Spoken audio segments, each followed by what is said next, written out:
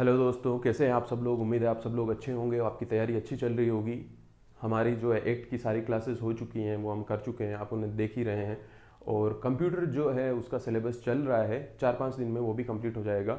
जैसा कि मैंने आप लोगों को प्रॉमिस किया था कि एक्ट को किस तरह से इंडेक्सिंग से याद करना है, उसके बारे में आज की क्लास है।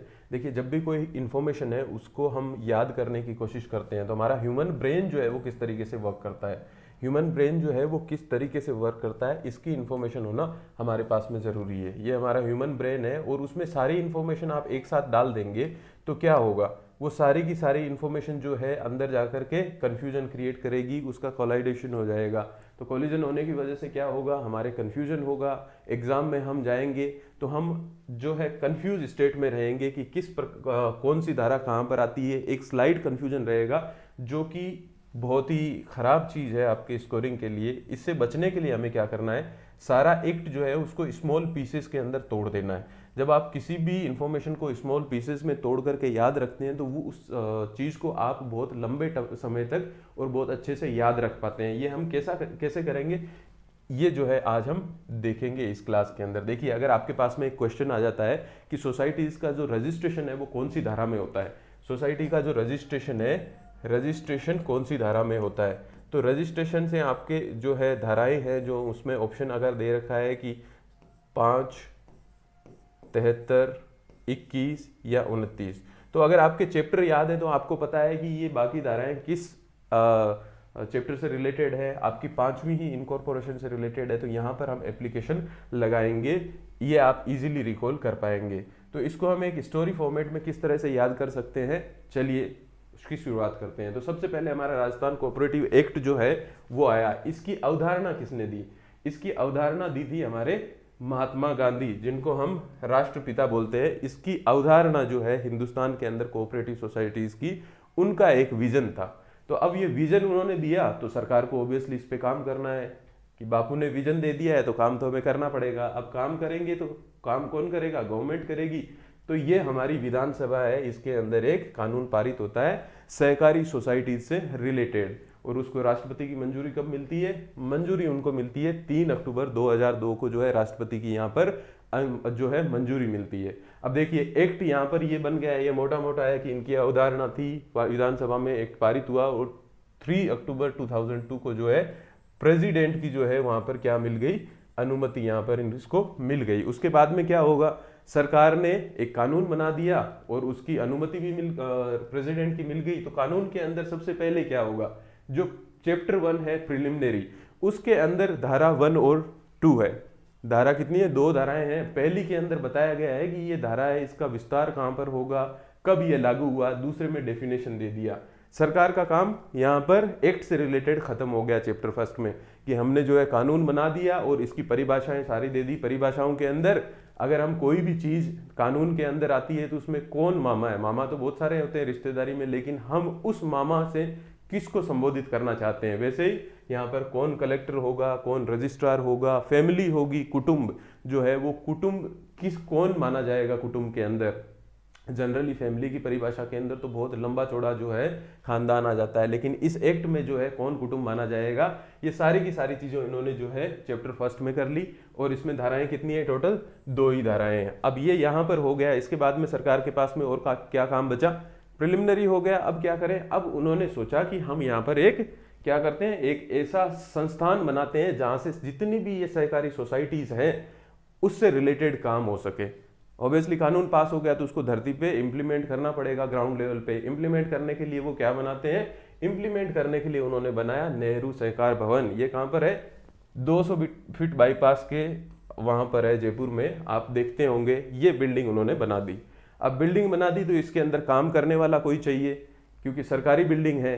तो इसलिए ये जो धारा 2 जो है वो इनकॉर्पोरेशन से रिलेटेड है, कि यहाँ पर जो है इस विभाग में कौन बैठेगा, इस विभाग से रिलेटेड जितने भी काम है वो चैप्टर 2 में है, निगमन के अंदर। और इसके अंदर धाराएं कौन सी है, 3 से 14। अब इसके अंदर क्या क्या काम हो सकते हैं, सबसे पहले अगर ये उन्होंने ऑफिस बनाई है तो इस ऑफिस का मुखिया तो आकर के बैठेगा तभी तो काम होगा।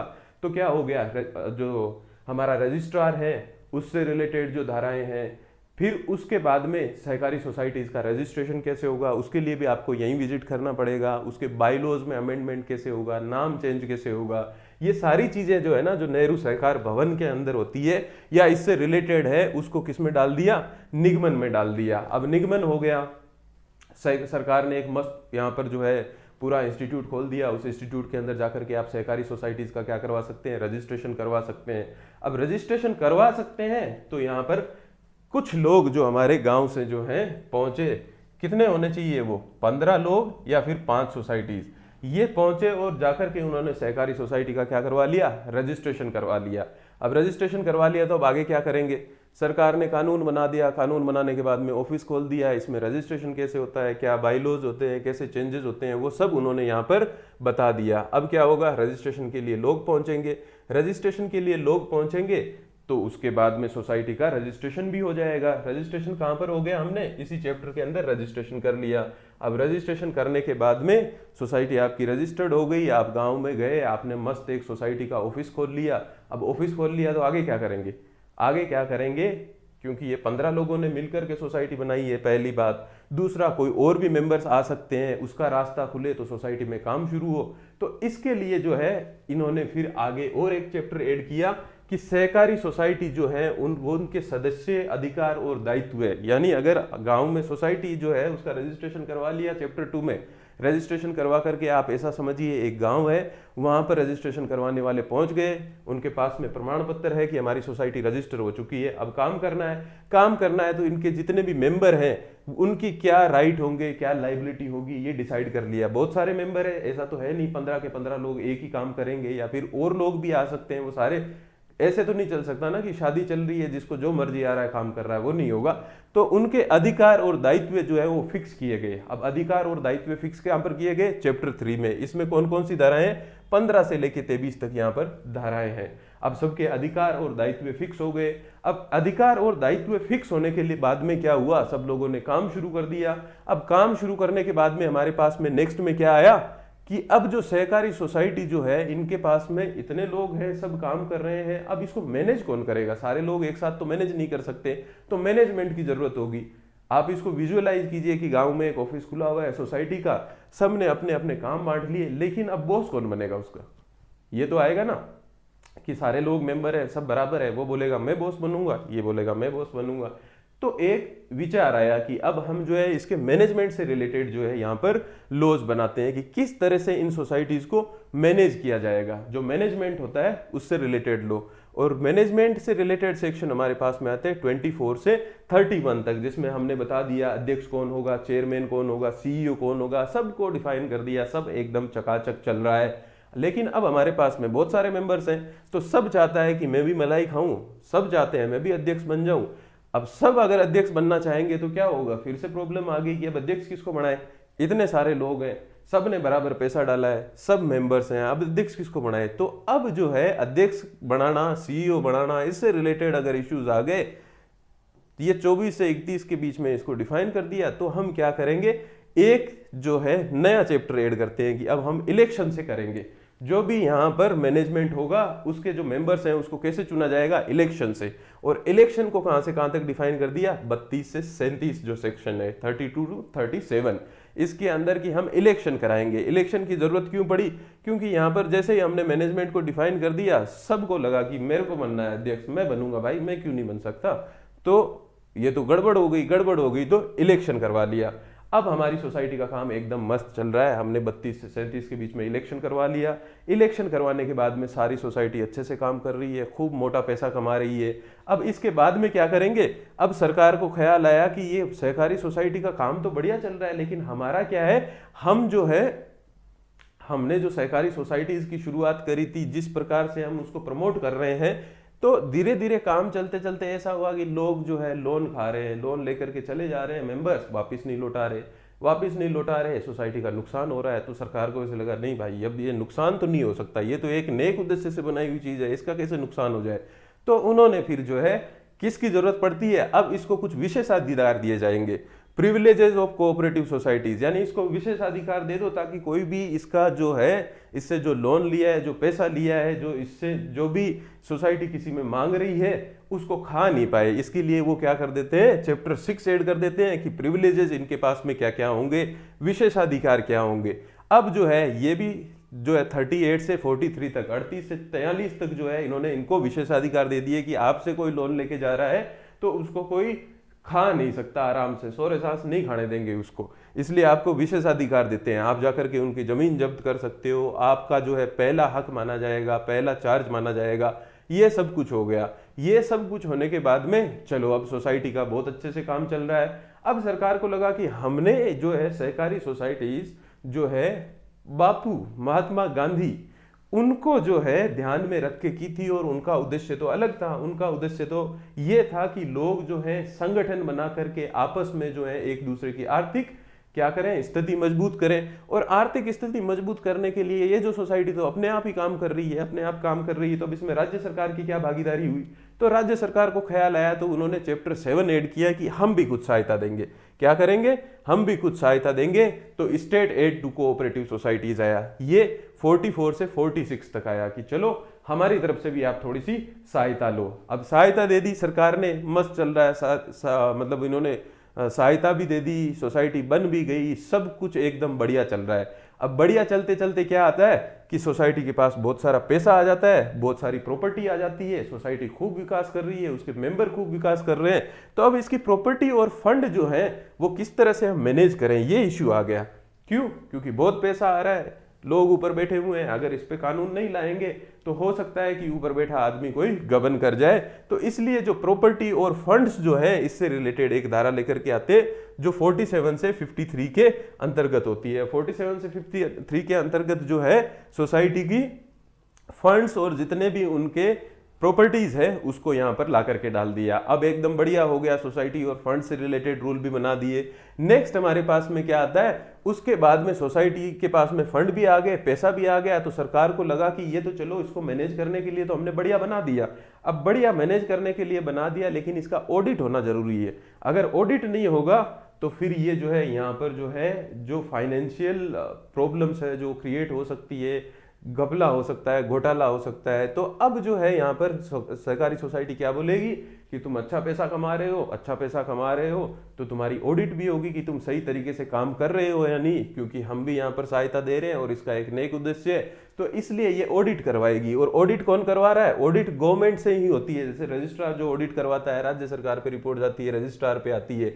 तो वो जो हमने चाचा जी पहले बिठाए थे वहां पर हमारे नेहरू सहकार भवन में, वो इनके जो है ऑडिट, इंक्वायरी और सरचार्ज जो है इनसे रिलेटेड प्रोसेस के अंदर आपके क्या करेंगे, आपका ध्यान रखेंगे, सुपरविजन करेंगे। तो यहाँ पर ये ऑडिट भी करवा ली।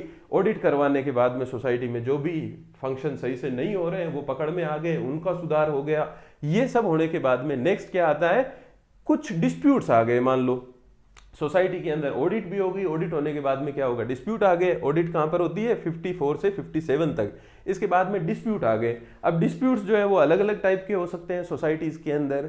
मेंबर से मेंबर के बीच में डिस्प्यूट हो सकता है, मेंबर और गवर्नमेंट के बीच में, या दो सोसाइटी के बीच में डिस्प्यूट्स हो जाते हैं। तो अब ये डिस्प्यूट्स होने लग गए सोसाइटी के बीच में, तो इनको हल करना है। तो अब ये डिस्प्यूट्स जो है उनको यहाँ पे 58 से 60 के बीच में सेटलमेंट की, डिस्प्यूट्स जो अगर हो गए किसी सोसाइटीज के बीच में तो किस तरह से उनका सेटलमेंट किया जाएगा। ये नेचुरल प्रोसेस है। जब आपने सब कुछ अच्छा कर लिया, आपने दुकान अच्छी खोल ली, उसके अंदर कौन मैनेज करेगा, कैसे इलेक्शन होगा, कैसे उसका ऑडिट होगा, सब कुछ कर लिया, तो एक टाइम बाद में डिस्प्यूट आना बहुत स्वाभाविक है। तो इसके बाद में इन्होंने विवादों का निपटारा कर दिया। अब विवादों का निपटारा हो गया तो उसके बाद में क्या हो गया, सोसाइटी ने, मान लो कोई ऐसी सोसाइटी है जिसके विवादों का निपटारा सब कुछ हो गया और सोसाइटी ने खूब पैसा कमा लिया, उसका उद्देश्य खत्म हो गया। तो अब लगा कि सोसाइटी को जो है वाइंड अप कैसे किया जाए, ये भी प्रोसेस होनी चाहिए। कोई भी सोसाइटी अनंत काल तक नहीं चल सकती, कोई भी चीज अनंत काल तक नहीं चल सकती। अगर उसके मेंबर्स और ये चाहते हैं कि हमें जो है हमारा खूब काम हो गया, जो हमारा उद्देश्य था वो पूरा हो गया, तो अब सोसाइटी को बंद कैसे किया जाए, वाइंड अप कैसे किया जाए, डिसोल्यूशन कैसे किया जाए। या फिर सरकार को लगा कि ये सोसाइटी अच्छे से काम नहीं कर रही है तो उसको भी वाइंड अप और डिसोल्व कैसे किया जाए, इसके लिए वो जो है चैप्टर 11 लेकर के आ गए। चैप्टर 11 कहां से है, 61 से 66 के बीच में। यहाँ पर चैप्टर 11 है और ये किससे रिलेटेड है, वाइंडिंग अप से रिलेटेड। अब ये सब काम हो गया, सोसाइटीज बन गई। इसके बाद में अचानक सरकार को ध्यान आता है कि ये सब तो ठीक है, लेकिन हमारा एक बड़ा मेन जो मुद्दा है वो क्या है कि किसानों से रिलेटेड काम हो, किसानों को उनकी जमीन जो है वो अच्छी की जाए। क्योंकि अगर किसानों की जमीन अच्छी होगी तो पैदावार ज्यादा होगी, पैदावार ज्यादा होगी तो पैसा अच्छा कमाएंगे, पैसा अच्छा कमाएंगे तो क्या होगा, उनकी आर्थिक उन्नति होगी, आर्थिक उन्नति होगी तो खर्चा करेंगे, खर्चा करेंगे तो थोड़ा मोटा टैक्स हमें भी मिलेगा ही। तो इसलिए उन्होंने कुछ ऐसे स्पेशल कोऑपरेटिव सोसाइटीज का निर्माण किया जिनको क्या बोलते हैं, लैंड डेवलपमेंट बैंक, भूमि विकास बैंक। ये भी एक तरह की कोऑपरेटिव सोसाइटीज है, लेकिन इसके लिए रूल रेगुलेशन थोड़े अलग कर दिए गए, थोड़े लचीले कर दिए गए। इसका स्पेशल पर्पस बना दिया गया कि ये सिर्फ जो है खेती और किसानों से रिलेटेड जो है यहाँ पर बैंक होगी। ये हमने 12 के अंदर कर लिया। अब हमने किसानों से रिलेटेड एक बैंक भी बना दी। अब नेक्स्ट हमारे पास में क्या आता है, execution of award, decrease, orders and decision. अब पता चला कि कोई सोसाइटी जो है वो क्या कर रही है, बार बार बोलने के बावजूद भी मान नहीं रही है, रजिस्ट्रार की बात नहीं मान रही है, सरकार की बात नहीं मान रही है। तो ऐसे के अंदर जो है उसको जो डिक्रीज, ऑर्डर्स और डिसीजंस जो है वो दिए जाएंगे, उनका एग्जीक्यूशन कैसे होगा, ये हमने 99 से 103 के अंदर कर लिया। भूमि विकास बैंक को हमने कहां तक कर लिया, 67 से 98 तक। उसके बाद में जो डिक्रीज और जो ऑर्डर्स एंड डिसीजंस होते हैं उनको कुछ तरह से उनकी अनुपालना करवाई जाएगी, किस तरह से निष्पादित किया जाएगा, वो हमने इसमें कर लिया। अब हमारे पास में मोटा मोटी इतना कोई काम बचा नहीं है। हमने सोसाइटीज को बना लिया, उनके अंदरूनी विवादों को भी निपटा दिया, इसके बाद में जो है उनका डिसोल्यूशन भी करवा दिया, भूमि विकास के लिए एक अलग से बैंक बना दिया। कोई सोसाइटी नहीं माने तो उसके ऊपर जो है कैसे डिक्री डालनी है, कैसे ऑर्डर्स देने हैं, क्या डिसीजन देने हैं, कैसे इसको फोर्स करके ये चीज माननी पड़ेगी, ये करना है, ये भी हमने कर लिया। नेक्स्ट हमारे पास में क्या आता है कि अगर ये हमने, अब ऐसा भी तो हो सकता है कि जो रजिस्ट्रार बैठे हैं, जो सरकारी तंत्र में लोग बैठे हैं, ये क्या कर दें, इनसे कभी भूल चूक भी हो सकती है, मनुष्य है तो भूल चूक हो सकती है। कोई गलत आदमी जो है उसको सजा ना मिल जाए, उसके पास भी अपील का अधिकार होना चाहिए, डेमोक्रेसी है।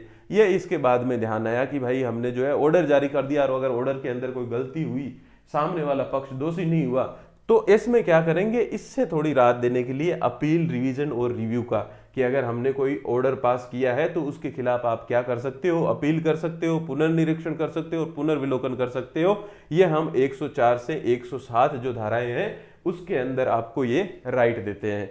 नेक्स्ट हमारे पास में ये सब भी आ गया कि हमने जो है ऑर्डर कोई आए उसके अगेंस्ट जाकर के आप जो है पुनर्निरीक्षण और पुनर्विलोकन कर सकते हो। नेक्स्ट हमारे पास में आ गया कि अब अगर सोसाइटी का कोई मेंबर या फिर सोसाइटी से रिलेटेड, कोऑपरेटिव सोसाइटी से रिलेटेड कोई भी एम्प्लॉय अगर कोई ऑफेंस करता है, कोई दंडनीय काम करता है इस रूल्स के तहत रहते हुए, तो उसके लिए जो है यहाँ पर अपराध और शास्तियां लगाई गई, यानी ऑफेंसेज और पेनल्टी लगाई गई 108 से 110 के बीच में। तो मोटा मोटी सारा काम हो गया। अब जो है हमारे को ज्यादा जो है लोड लेने की जरूरत नहीं है, मोटा मोटी सारा काम हो गया। लेकिन कुछ भी जो थोड़े चीजें बच गई थी उसके लिए हमने जो है मिसलेनियस यहाँ पर क्रिएट कर दिया कि जो बची हुई है उसको 111 से 127 के बीच में डाल सकते हैं। तो इस तरीके से आप जो है चैप्टर याद कर लीजिए। जब आपके पास में चैप्टर याद होगा, देखिए अभी अगर आपके पास में कोई रजिस्ट्रेशन से, जैसे रजिस्ट्रेशन का ही मान लीजिए, उसके अलावा कोई ऑडिट से रिलेटेड कोई क्वेश्चन आता है और उसमें 3 ऑप्शन दे रखे हैं 123, 5, 68 और 68 और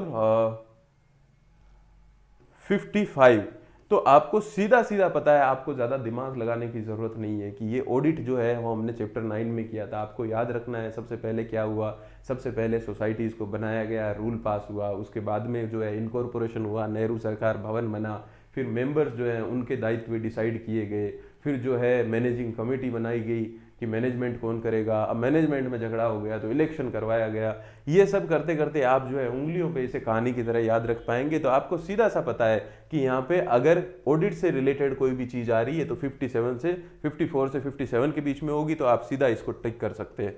तो ये आपके लिए ईजी हो जाता है। इसी तरह से अब जो रजिस्ट्रेशन जो है, इसी को आप जो है दूसरी कहानी से ऐसे समझ सकते हैं। देखिए 1 मिनट, ये जो है दूसरी कहानी से इसको आप कैसे समझ सकते हैं। अब देखिए आप चैप्टर 2 जो है वो किस तरह से याद कर सकते हैं। ये मैं आपको एक तरीका बता रहा हूं, जो स्टोरी जो है आप अपने हिसाब से बता सकते हैं। कि जैसे इनकॉर्पोरेशन है, इनकॉर्पोरेशन में सबसे पहले जो है चैप्टर 2 है, चैप्टर 2 जो है इनकॉर्पोरेशन, कैसे आ रहा है ये, चैप्टर 2 जो है वो इनकॉर्पोरेशन है। इनकॉर्पोरेशन के अंदर इन्होंने नेहरू सहकार भवन बनाया, तो उसमें सबसे पहले ये किस लिए बनाया है, धाराएं कौन सी थी हमारी, 3 से लेके 14 थी। तो 3 से 14 जो हमारी धाराएं थी उसके अंदर सबसे पहले इन्होंने नेहरू सहकार भवन बनाया है। तो नेहरू सहकार भवन के अंदर क्या है, सबसे पहले ये क्या करेंगे, सहकारी आंदोलन की अभिवृद्धि करेंगे। तो धारा 3 जो है सहकारी आंदोलन की अभिवृद्धि से रिलेटेड हो गई। अब जो वो भवन बनाया हुआ है इसके अंदर एक मालिक तो आकर के बैठना चाहिए, एक ऐसा गवर्नमेंट ऑफिशियल आकर के बैठना चाहिए जो सारा का सारा काम संभाले। यहाँ पे सारा काम संभालने के बाद में जो है सहकारी सोसाइटीज को जो मैनेज करने के लिए यहाँ पर जिम्मेदार हो। तो उसके लिए धारा 4 के अंदर हम क्या कर देते हैं, रजिस्ट्रार को बिठा देते हैं। अब रजिस्ट्रार साहब जो है वो आकर के कहाँ बैठ गए, नेहरू सहकार भवन में आकर के बैठ गए। तो उसके बाद में क्या होगा, उनके पास में एप्लीकेशन आएगी। एप्लीकेशन ऑब्वियसली सोसाइटी के रजिस्ट्रेशन से रिलेटेड आएगी।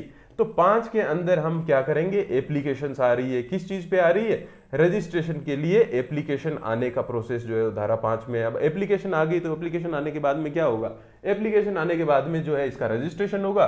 तो धारा 6 जो है वो रजिस्ट्रेशन से रिलेटेड डाल दी, रजिस्ट्रेशन से रिलेटेड डाल दी। अब रजिस्ट्रेशन भी हो गया हमारे पास में, एप्लीकेशन भी लगा दी। अब हमारे को क्या करना है, नेक्स्ट जो है ये रजिस्ट्रेशन हो गया तो धारा 7 आ गई। अब जो है सोसाइटी जो बनी है, जो रजिस्टर्ड हुई है, क्या ये केस लड़ सकती है, क्या ये अपना पक्ष रख सकती है, इसको क्लियर करने के लिए यहाँ पर जो है हमने 7 के अंदर इसको क्या बना दिया, बॉडी कॉर्पोरेट बना दिया, बॉडी कॉर्पोरेट बना दिया सहकारी सोसाइटीज को। अब बॉडी कॉर्पोरेट भी बन गए तो सेक्शन 8 आ गया। सेक्शन 8 के अंदर अब इसमें क्या काम बचा कि अब सेक्शन 8 के अंदर जो है इनको, इनके जो बाई लॉज जो हैं, जो सोसाइटी के बाई लॉज जो हैं वो डिफाइन हो गए। बाई लॉज कैसे डिफाइन हो गए,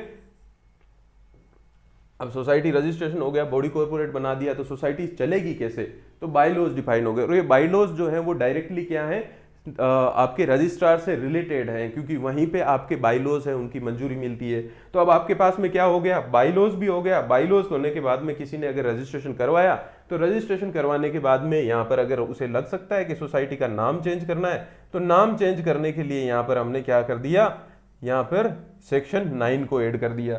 सेक्शन 9 को नाम चेंज करने के लिए कर दिया। अब अगर किसी ने बाई लॉज गलत दे दिए या बाई लॉज को सुधार की आवश्यकता है तो उसलिए सेक्शन 10 दे दिया, ये चेंज इन बाई लॉज हो जाएगा। सेक्शन 10 क्या हो जाएगा, change in bylaws. Bylaws के अंदर अगर कोई चेंज करना है तो वो यहाँ पर करेंगे। अब बाई लॉज के अंदर भी चेंज हो गया। अब उसके बाद में क्या होगा, नेक्स्ट जो धारा आएगी कि अगर रजिस्ट्रार चाहे, ये तो वो सोसाइटी खुद चाह रही है, अगर रजिस्ट्रार चाहे कि बाई लॉज चेंज करने हैं तो ऐसे के अंदर सेक्शन 11 डाल दिया कि अब रजिस्ट्रार अगर बाई लॉज चेंज करवाना है तो सेक्शन 11 डाल दिया। नेक्स्ट उसके बाद में जो है, अगर कोई सहकारी सोसाइटी है वो अगर चाह रही है कि हमारे को क्या करना है, एसेट्स को ट्रांसफर करना है, लाइबिलिटीज को ट्रांसफर करना है, अमालगमेशन करना है, डिवीजन करना है, तो वो हमने किस में डाल दिया, सेक्शन 12 में डाल दिया। अब अगर रजिस्ट्रार चाहे कि उसे सोसाइटी को लोक हित के अंदर ट्रांसफर ऑफ एसेट्स या फिर अमालगमेशन डिवीजन करना है तो वो उसके अंदर सेक्शन 13 में डाल दिया। फिर जो है सेक्शन 14 के अंदर उन्होंने डाल दिया कि ये जो रजिस्ट्रेशन जो हुआ है ये तो बाई लॉज से रिलेटेड है, ये रजिस्ट्रेशन को कैंसिल भी तो करना पड़ सकता है कभी, तो वो सेक्शन 14 उन्होंने यहाँ पर डाल दिया। तो इस तरह से आप स्टोरी मेकिंग में जाएंगे ना। देखिए ये जनरल चीज है, अगर 3 में अभिवृद्धि कर रही है, सबसे पहले तो किसी बड़े ऑफिसर्स को बिठाएंगे तभी तो वो काम कर पाएगा। और वो बड़ा ऑफिसर कौन है, रजिस्ट्रार है, जो आकर के सबसे पहले बैठता है। रजिस्ट्रार बैठेगा तो लोग एप्लीकेशन लेकर के आएंगे, एप्लीकेशन लेके आएंगे तो उसे रजिस्ट्रेशन करना पड़ेगा। रजिस्ट्रेशन होने के बाद में ये सोसाइटी कौन, ये सोसाइटी जो है वो एक बॉडी कॉर्पोरेट है। फिर इसकी सोसाइटी चलेगी कैसे, तो उसके लिए बाई लॉज दे दो। अब जो है सोसाइटी का नाम परिवर्तन करना है तो ये दे दो, किसी को बाई लॉज परिवर्तन करने का सूचे तो ये दे दो। उसके बाद में यहाँ पर जो है ट्रांसफर, अमालगमेशन, कैंसिलेशन, ये जो है आगे की धारा में आप दे सकते हो। तो इस तरह से अगर आप याद करेंगे ना, तो पहले आपको चैप्टर याद करना है, फिर उस चैप्टर से रिलेटेड एक स्टोरी याद करनी है। अब आपका दिमाग जो है वो किस तरह से याद करेगा, अब आपके दिमाग पे इतना ही लोड पड़ेगा कि उसे ये जो है 16 यहाँ पर क्या करने पड़ेंगे, ऐसे 16 पीस ऑफ इंफॉर्मेशन याद रखना पड़ेगा। जब ये 16 डिब्बे उसे याद हो जाएंगे तो फिर वो हर डिब्बे के अंदर जाकर के खोजेगा। कितना इजी हो जाता है ना। अगर हमारे पास में कोई शॉप भी है, उस शॉप के अंदर एक तो हमने सारा जो है इस तरह से मैनेज कर रखा है कि एक ही रूम के अंदर सब कुछ डाल रखा है। इधर में यहाँ पर धनिया पड़े हैं, मिर्चें पड़ी है, सब कुछ पड़े रखे हैं। किसी पंसारी की दुकान है और कोई कस्टमर कुछ आकर के मांगता है तो वो ढूंढ रहा है कि कद किधर रखा था ना हो। ये नहीं होना चाहिए। क्या करते हैं, मैनेज करके रेक बना करके कि इस सेक्शन के अंदर हेयर ऑयल्स हैं, जितने भी हेयर ऑयल्स हैं। तो वैसे ही हम दिमाग में क्या कर रहे हैं, सेक्शंस बना रहे हैं। सेक्शंस कैसे बना रहे हैं, चैप्टर से। जब चैप्टर से जो है हमारे दिमाग में भाग बन जाएंगे तो उस चैप्टर का जब हमारे को नाम याद आएगा तो चैप्टर के अंदर की धाराएं बहुत इजीली हमें याद हो जाएगी। और ये आपको ध्यान रखना है कि इस तरह से जब आप चैप्टर याद करें तो उसके पीछे की धारा आप जरूर याद करें।